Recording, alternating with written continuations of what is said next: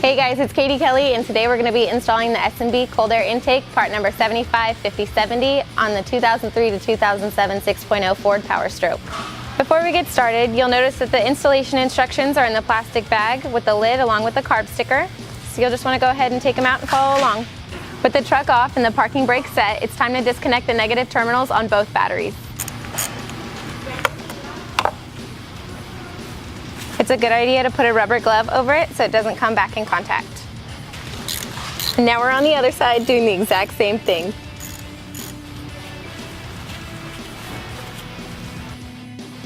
If equipped, you're going to disconnect the OE restriction gauge.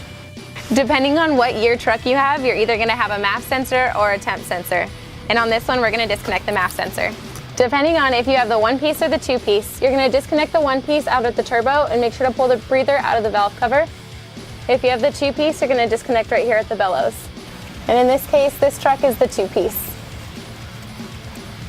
To get a little bit more room to take the intake out, we're going to remove the hose to the coolant tank. So now it's time to take the stock intake out of the engine bay.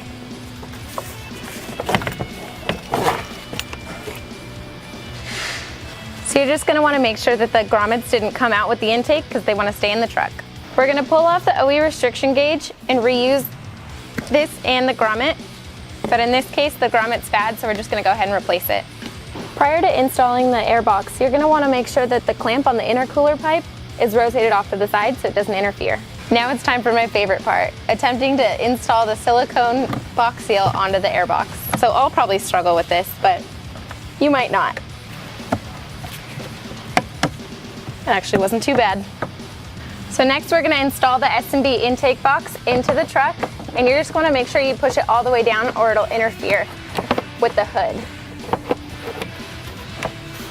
At this point, if you had the single tube, the tube would no longer be here, and you would need to take the straight coupler and the hose clamps and install it onto the turbo.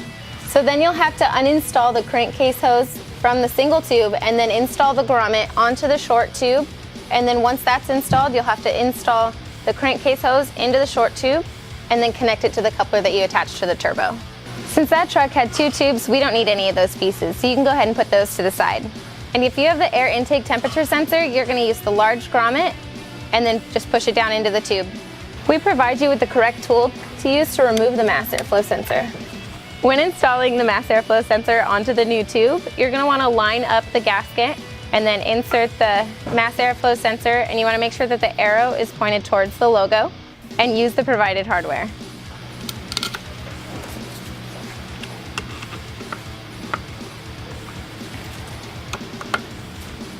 We provide you with the filter minder grommet that you're going to insert into the tube, and this is going to block off any readings that you're going to get from the filter minder, but you should check your filter minder visually as opposed to a notification on the dash.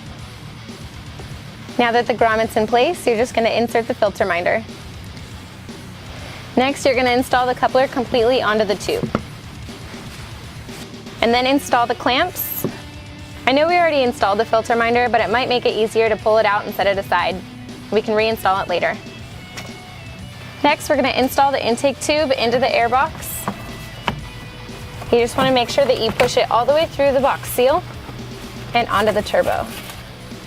Now that the tube's in place and the coupler slid over the short intake tube, you're just going to tighten down the clamps. Now it's time to install the filter. For the purpose of this video, we're going to use our 8-layer cotton cleanable, but we also have a dry extendable version. And don't forget to tighten the clamp. Whether you decided to take the filter minder out or leave it in during the install, you're just going to want to make sure that it gets connected. Now it's time to reconnect the mass airflow sensor or the temperature sensor. In this case, it's the mass airflow. Now it's time to peel the protective layer off the large clear SMD lid. And don't forget the small tedious pieces surrounding the SMD logo. It looks much better after, I promise. Last but not least, we're going to install the large clear lid onto the box. And don't forget to use the provided hardware.